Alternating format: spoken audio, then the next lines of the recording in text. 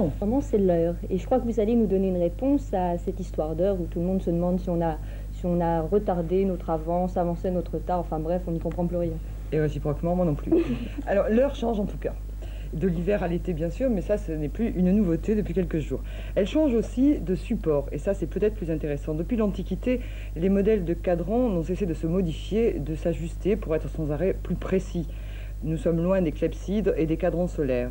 Peut-être, mais ce n'est pas si sûr, parce que ici, à Marseille, un fabricant de cadrans solaires, qui n'est pas d'ailleurs un fabricant professionnel, il s'agit d'un médecin, qui s'appelle Jean Pacomov, qui devient volontiers un cadranier, le mot est lâché, amateur, dans ses heures creuses. L'été, les heures ne s'écoulent plus vraiment dans les romantiques clepsydres, mais le charme du temps qu'on regarde passer fait encore bien des adeptes.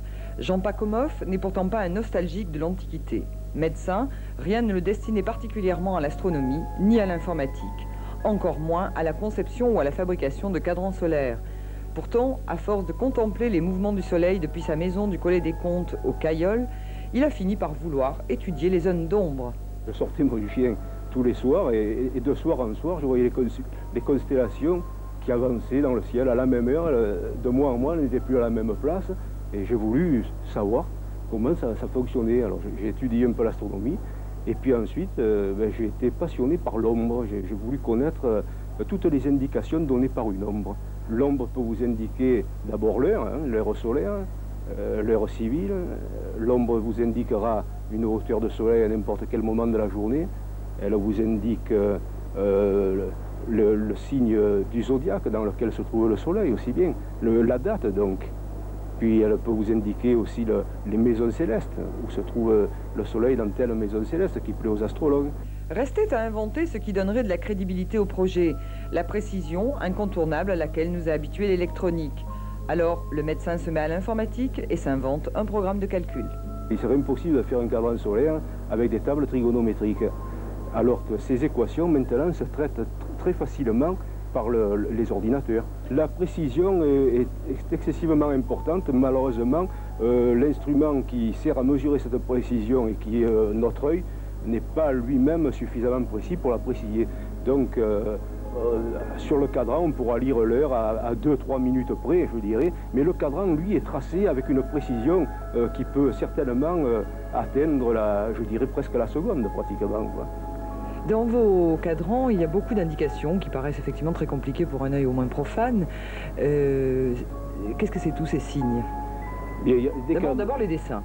Les dessins, vous avez les signes du zodiaque, les signes symboliques. Ce 8, c'est une courbe qui est excessivement importante sur les cadrans solaires. Je dirais qu'un cadran qui ne comporte pas cette courbe n'est pas un cadran solaire.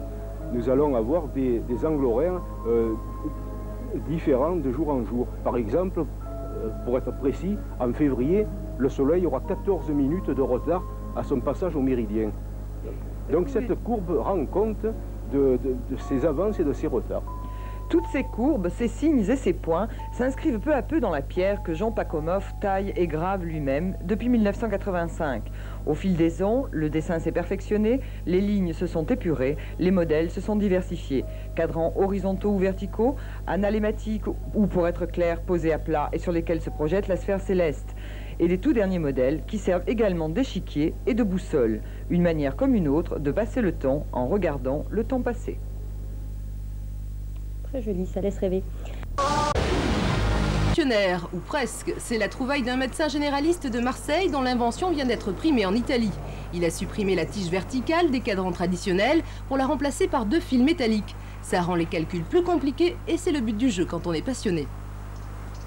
Le croisement de l'ombre de ces 2 tiges métalliques donne toutes les indications sur le cadran, c'est-à-dire les heures solaires, les heures italiques, les heures babyloniques, l'équation du temps, qui permet de retrouver l'heure moyenne de votre montre. Et pour son cadran solaire, Jean a pensé à tout, même à l'absence de soleil. L'heure babylonique vous dit depuis quand le soleil s'est levé, l'heure italique vous dit depuis quand il s'est couché, et en comparant les 2 sortes d'heures, on sait quelle est la durée du jour, qu'il y ait ou qu'il n'y ait pas de soleil. Il y a beaucoup plus simple pour connaître l'heure, mais comme c'est trop rapide, on vous montre la séquence au ralenti.